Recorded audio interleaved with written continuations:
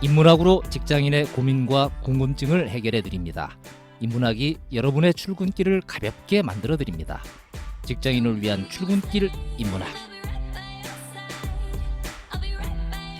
제172화 가족 관계가 원만하지 못할 때. 안녕하세요. 어쩌다 철학자 이호건입니다. 안녕하세요. 어설픈 자유인 장춘수입니다. 안녕하세요. 엄대장 엄민영입니다. 네, 반갑습니다. 반갑습니다. 네. 요즘 집안에는 별고들 없으신가요? 그럴 리가 있나요? 눈치 많이 보면서 살죠. 그렇죠. 예. 아주 적절한 주제인 거. 예. 요즘 코로나가 사실 한 두세 달이면 끝날 줄 알았죠. 그렇죠. 예. 근데 장기화가 되고 지금도 뭐 벌써 한 6개월 이상 흘러왔는데 언제 끝날지 모르고 뭐 이렇게 뭐 얼마 전에 그 세계보건기구 총장은 예. 예전에 뭐 백신만 나오면 뭐 이렇게 끝날 거라고 우린 기대하는데 뭐 몇십 년 영향이 갈 수도 있다 뭐 이렇게 얘기하더라고요. 그렇죠. 같이 살자 뭐 이런 네. 거죠. 그렇죠. 또 일찍 감기처럼 끝날 거라는 이제 직업상 기대를 좀 크게 했었는데 음. 이제 언제 끝날지 모른다라는 불확실성이 음. 더 이렇게 사람을 힘들게 하지 않는가. 그렇죠.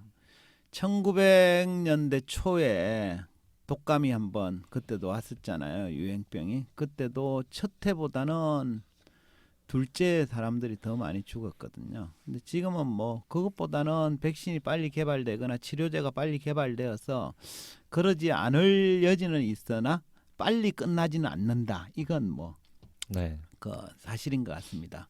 해서 이제 뭐 코로나는 코로나인데 이렇게 코로나가 장기화되면서 가족 간의 관계에도 영향을 미치는 경우가 있는 것 같아요. 해서 오늘 주제는 가족 관계가 원만하지 못할 때라는 건데요.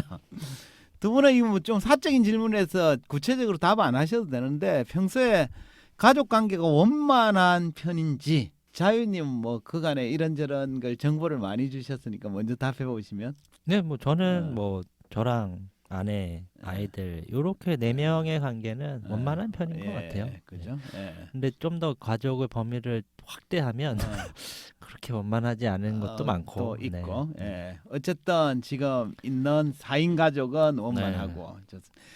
엄대장님은 가족이 4인 가족이잖아요. 그죠? 예, 4인 예, 가족이죠. 4인 가족이시고 어떻게 가족 관계가 원만하신가요? 노력을 많이 하고 있어요. 예. 근데 최근에 이제 힘든 점이 예. 하나둘 보이기 시작하죠. 예. 예를 들면 자식이 뜻대로 안 어, 된다 뭐 이런 건가요? 그런 역할 문제인 것 같아요. 예. 자식하고 부모라는 이런 예, 것들. 예, 그렇죠. 근데 이제 이런 거 있죠. 아, 가족들한테 좀 서운했다. 이런 경험들 있으시지 않아요? 있어요. 예를 들면 내가 너를 어떻게 키웠는데 뭐 이런 개념이 그렇죠. 굉장히 자식이 부모 뜻대로 안 될 때, 그죠? 이런 거. 자유님은 전 뭐 아직 애들한테 뭐 그런 느낌은 안 갔는데 음. 아내한테 가끔 그런 음. 느낌을 받을 때는 있죠. 어, 지금 이 시기에 나를 좀 위로해줘야 되는 거 아니야? 뭐 이런 그쵸. 생각을 하는데 아. 위로보다는 비판과 비난과 이건 나도 비슷한데 아마 우리 업계에 계신 분들은 다 그렇게 느끼셨을 텐데 저도 95년도에 결혼을 해가지고 지금 이제 2020년이니까 무려 25년 동안 가장으로서 밥벌이를 책임지고 살았거든요. 근데 이제 코로나 사태를 맞으면서 벌이가 예전같이 못해요. 그러면 이런 거 있잖아요. 24년 동안 그렇게 벌어다 줬으면 올 한 해 좀 잘 못하더라도 그동안 한 거를 봐서 좀 이렇게 봐줘야 될 텐데 네. 아니 지금 못 벌어는 거 가지고 별로 좋지 않은 눈으로 바라보고 이럴 때 되게 서운하더라고요. 지나치게 객관적으로 그죠? 그러니까 100세 시대인데 네. 냉정하게 반세기 진짜 힘차게 달려오셨으니까 네. 이 기회에 당신 좀 쉬어가라 이러면 참 좋은데. 그쵸? 우리도 그렇잖아요. 가장이 돈을 좀 못 벌고 이런 걱정도 하고 뭐 우려도 하고 밤에 잠도 못 자고 막 맞아요. 이러면 가족들이 그 뭘 걱정을 해. 그동안 당신 열심히 했잖아. 이제 쉬고 우리가 또 알아서 해볼게. 이렇게 얘기해 주면 얼마나 좋아. 그러니까 그죠? 근데 그런 장면을 드라마나 영화에서 잘 안 만들어서 그래요. 그래. 뭐라고 하는 장면만 만드니까 아침 드라마 네, 그런 데서 보고 저렇게 해야 되는구만. 그래서 그 24년 동안의 노력과 헌신과 책임을 다한 것과 이런 것들은 온데간데 없이 네. 아니 한 달에 들어가는 돈이 뻔한데 그걸 안 갖고 오면 네. 어떡하냐는 돈 뭐 현재에 충실한 거죠. 이런 얘기를 하면 근데 까르페 집에 부인하고는 늘 이제 열심히 하고 뭐 나는 개인적으로 많이 벌어다 줬다 이런 예. 느낌을 갖지만 예. 또 여자 입장에서는 항상 늘 부족했다고 느끼기 때문에 그죠? 애들 키우면서 그리고 나는 뭐 돈 벌어다 주는 기계냐 어쩌냐 이런 생각이 절로 들기도 하죠. 아, 또 오랜 시간 당했기 때문에 부인한테 서오는 건 많이 없어요. 네. 근데 말이 이제 끊이질 않는 거. 그렇죠. 갑자기 손들이 받는 것 같아, 그죠? 이 정도 하고 이게 이제 정상이지. 그죠? 그래서 이제 이런 식의 오늘은 가족 관계가 원만하지 못하다고 느낄 때 어떻게 하면 좋을지 뭐 이런 얘기를 좀 해보도록 하겠습니다. 그래서 오늘 주제는 가족이에요, 가족. 인류학자 머독은 가족을 이렇게 정의를 했습니다. 부부와 그들의 자녀로 구성되고 주거와 경제적인 협력을 같이 하며 자녀의 출산을 특징으로 하는 집단이라고 정의했어요. 그러니까 그 정의에 따르면 가족은 주거를 같이 하면서 경제적으로 협력하고 자녀도 출산하는 관계죠. 그렇기 때문에 가족은 다른 사회 집단하고는 비교할 수 없을 정도로 친밀한 관계이기도 합니다. 해서 왜 그 뭐 좀 크고 나서 명절이 되면 멀리 떨어진 가족들도 함께 막 시간을 보내려고 하죠, 그죠? 근데 저는 이 대목에서 이런 의문이 들기도 하더라고요. 가장 가까운 집단인 가족은 서로 만나면 행복한 시간을 보낼까? 어떻든가요? 가족끼리 모이면 다 이렇게 행복하던가요? 뭐 일일이 다 확인한 건 아니지만 행복하다는 쪽이 큰데 예. 사실 뭐 명절 때 같은 경우는 아파트에 보면 네. 실제 큰 소리가 들리거든요. 그렇죠. 분명히 그 명절 때는 2박 3일 쉬면 예. 그 차례 시간도 알고 있는데 예. 뭐 조금 있다가 뭐 이렇게 가는 그렇죠. 불 예. 켜고 이렇게. 그죠? 예. 사실 솔직하게 얘기하면 말씀하신 대로 가족은 누구보다 가까운 사이라서 서로 만나면 마냥 행복할 것 같지만 실상은 그건 이상이고 실제로는 반대인 경우도 많습니다. 사실 모든 가족들이 살가운 관계를 유지하는 건 아니잖아요. 그죠? 현실에서는 사이가 좋지 못한 가족도 있고 만나기만 하면 싸워서 차라리 안 보는 게 낫다라고 말하는 가족들도 꽤 있습니다. 이런 이유 때문인지 프랑스 소설가 앙드레 지드는 나는 가정을 정오한다라고 말하기도 했고요. 독일 철학자 헤겔도 가정은 안식처이자 곧 감옥이다라고 주장하기도 했습니다.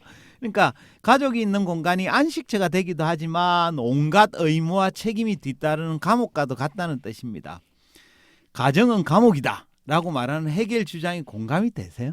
뭐 저는 공감되는 측면이 많이 있고 네. 그래서 왜 간혹 회사가 그런 경우 있잖아요. 우리 네. 회사는 가족 같은 분위기입니다. 이렇게 얘기하는데 그게 좋은 거야? 뭐 이런 생각이 들더라고요. 그죠? 가족처럼 진짜 막 개입하고 그죠? 예, 맞습니다. 엄대장님은 가족은 감옥이다. 공감되세요? 저보다가 최근에 저희 딸이 주장하는 거예요. 지금 아, 가정은 그래요? 감옥이다를 우리 딸이. 그러니까 딸이 마음대로 막 좀 뭐 자유롭게 하고 싶은데 아빠가 네. 그죠? 뭐 감옥 간수처럼 이렇게 하고 그죠? 예. 그래서 사실 뭐 가정마다 좀 다르긴 하겠지만 좀 공감이 되는 면이 있긴 합니다. 그죠? 그 카프카의 유명한 소설인 변신을 보면 가족의 본질이 뭔지를 다시 한번 생각하게 되는데요. 뭐 소설 읽어보신 분 많을 텐데 대략적인 줄거리는 이렇습니다. 직물회사 외판원인 주인공 그레고리 잠자는 평소 가족의 생계를 책임지고 있었어요. 근데 어느 날 갑자기 바퀴벌레처럼 생긴 흉측한 괴물로 변하고 맙니다. 그를 발견한 가족들은 놀라고 슬퍼하지만 처음에는 감동적인 가족애를 발휘를 하죠. 그러니까 그레고리의 흉측한 모습을 참아내기도 하고 돌봐주기도 합니다. 하지만 시간이 지날수록 차츰 처음 생겼던 슬픔이나 사랑의 감정이 사라지면서 그레고리를 귀찮다고 생각을 하죠. 그죠? 급기야는 나중에는 그레고리를 없앨 계획을 세우기에 이릅니다. 가족들은 왜 그레고리를 더 이상 사랑하지 않고 오히려 없애려고 했을까요? 일단 돈도 못 벌어오고 또 남들 보기에 창피하기도 하고 그죠? 또 언제까지 저런 걸 우리 집에다 둬야 되나 저 뭐 이런 괴물을 것들이 그죠? 하죠. 맞습니다. 그러니까 그레고리가 더 이상 돈을 벌어서 생계를 책임지던 예전의 든든한 아들이자 오빠가 아니기 때문입니다. 네. 그러니까 그레고리는 더 이상 가족 구성으로서의 역할과 책임을 다하지 못하는 상태가 된 거예요. 그 결과 가족으로서의 존재 이유마저 사라진 겁니다. 그러니까 우리는 이 대목에서 이런 질문을 해볼 필요는 있을 것 같아요. 그레고리에게 부모와 동생은 가족이 맞는 걸까? 그러니까 그들처럼 각자의 책임과 의무를 다했는지로 가족인지 아닌지 사람을 판단하는 관계가 과연 가족이라고 부르는 게 타당할까라는 건데요. 그래도 가족이잖아. 제 생각에는. 그래도 그래도 우리가 머독의 기준으로 아까 얘기한 대로 그죠? 그들은 혈연으로 맺어져 있고 경제적 협력 관계에 있으므로 가족이 맞습니다. 하지만 그럼에도 불구하고 그런 상태를 가족이라고 부르는 거에는 좀 아쉬움이 남기도 하잖아요. 그죠? 해서 제가 머독과는 다른 정의를 좀 들려드릴까 하는데요. 누군가 이러면 프랑스 실존주의 철학자인 가브리엘 마르셀의 얘기를 좀 들려드릴까 해요. 가브리엘 마르셀은 가정을 존재가 드러나는 장소라고 했고 가족을 존재를 드러내는 사람이라고 정의를 했습니다. 좀 생뚱맞죠, 그죠?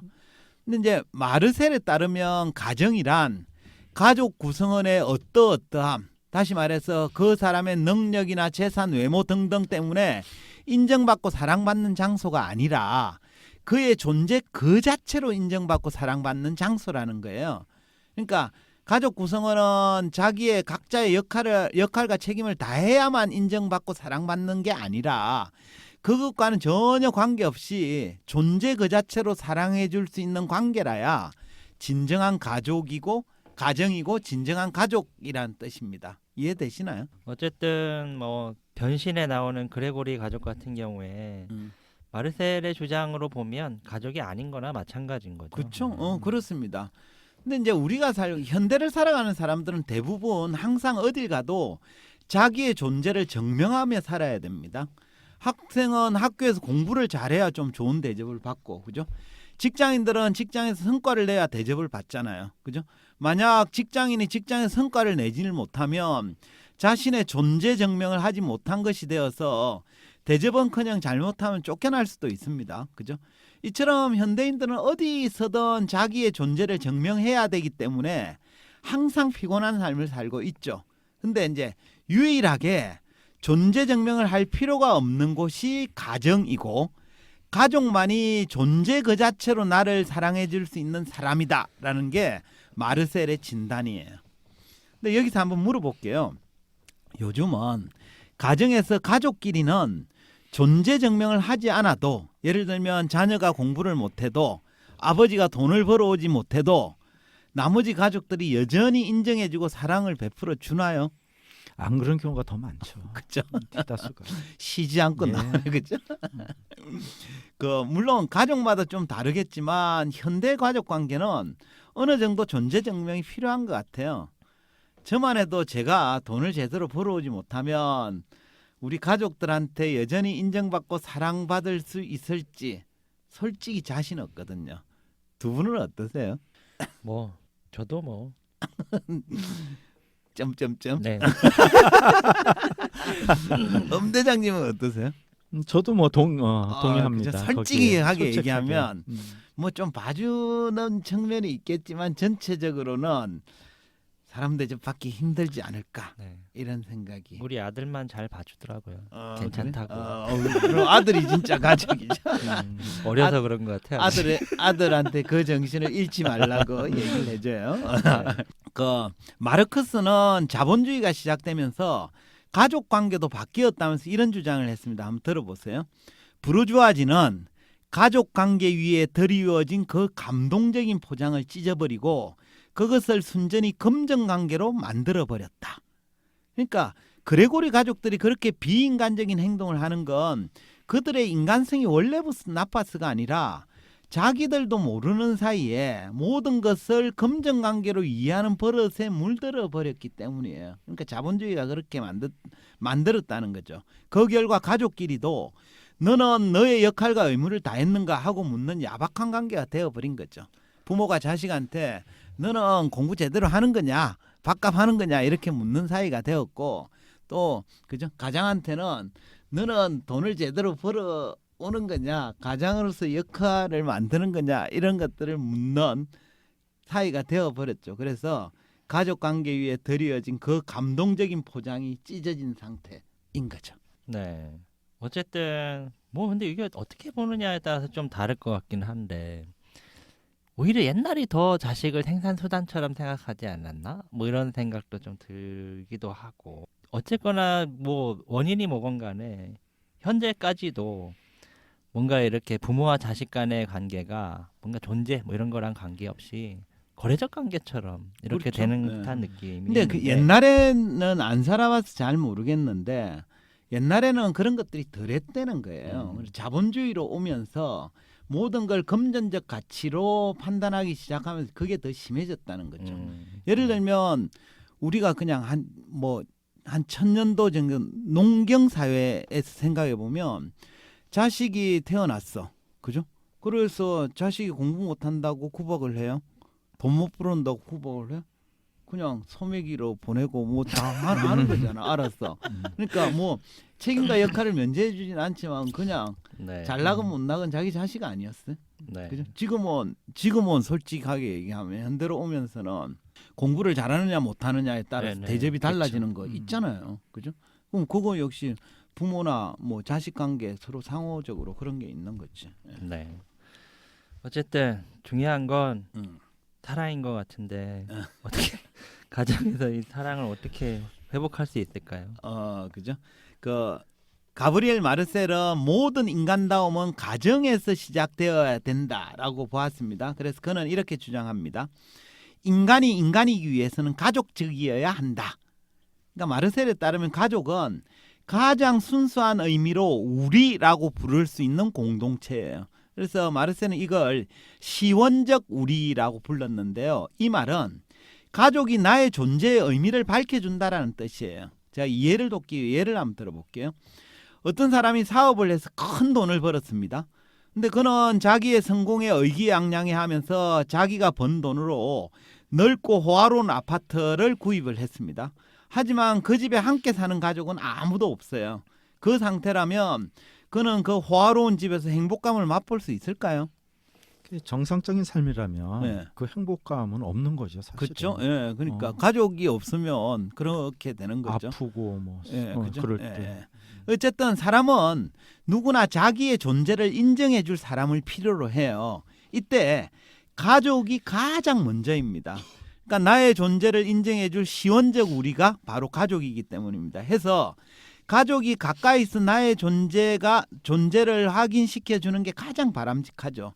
따라서 금전적 이해관계가 아닌 진정한 가족관계를 회복해야 합니다. 그러기 위해서는 가족이 서로에게 존재 증명을 요구해서는 안 돼요. 서로가 서로에게 너는 책임과 의무를 다했는가라고 물어서는 안 됩니다. 서로가 존재 그 자체로 인정받고 사랑받는 관계를 회복해야 되는 거죠.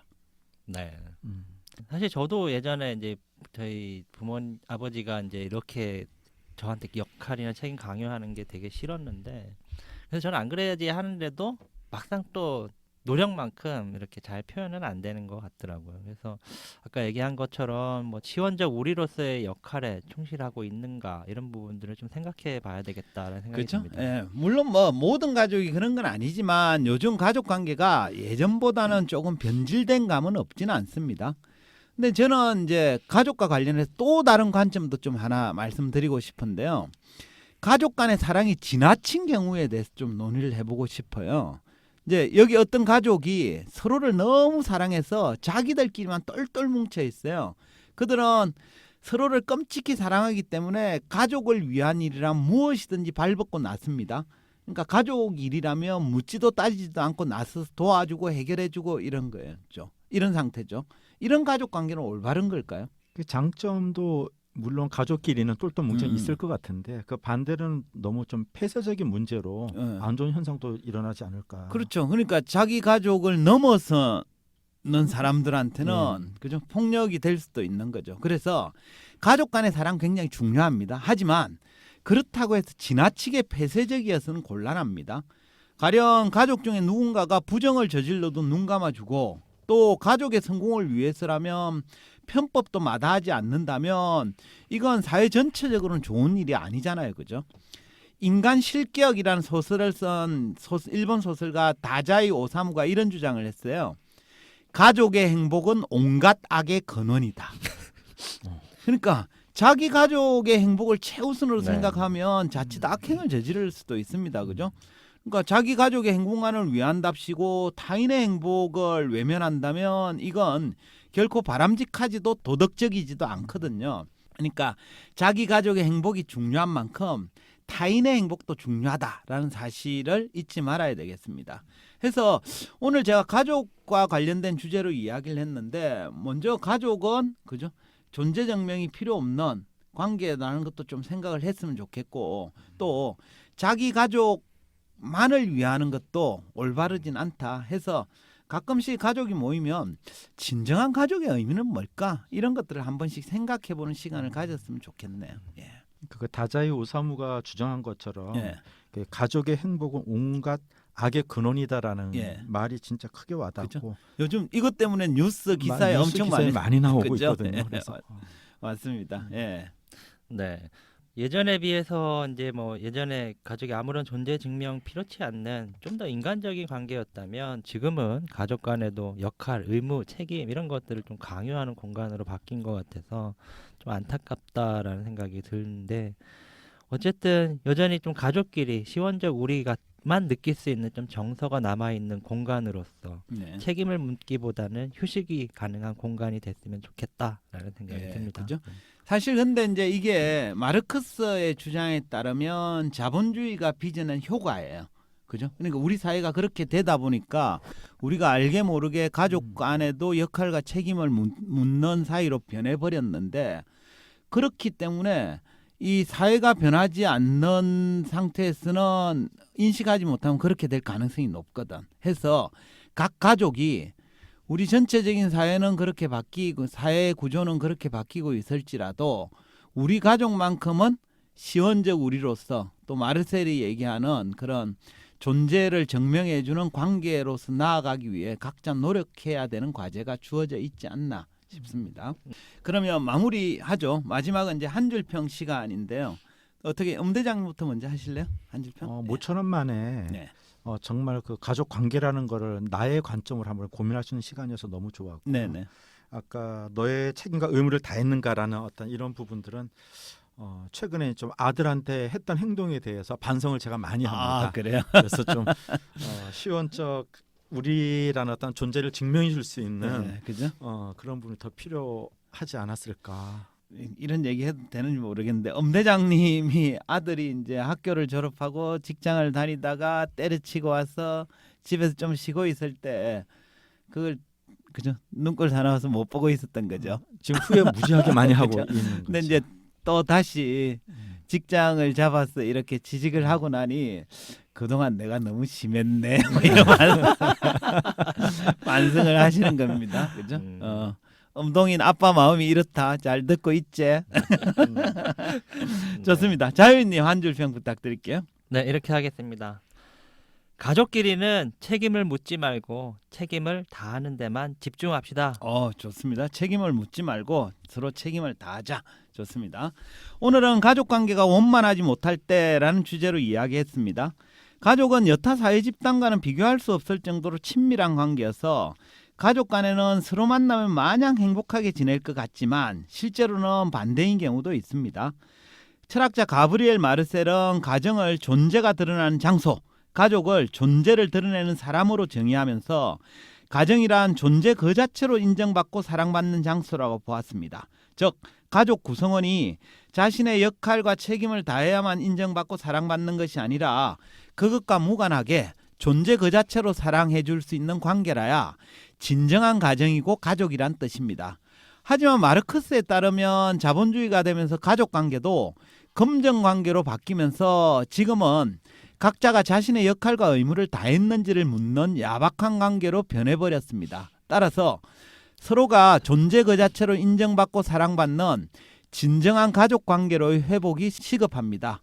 한편 가족 간 사랑도 중요하지만 그렇다고 지나치게 폐쇄적이어서는 곤란합니다. 자기 가족의 행복을 위한답시고 타인의 행복을 외면한다면 이는 결코 바람직하지도 도덕적이지도 않기 때문입니다.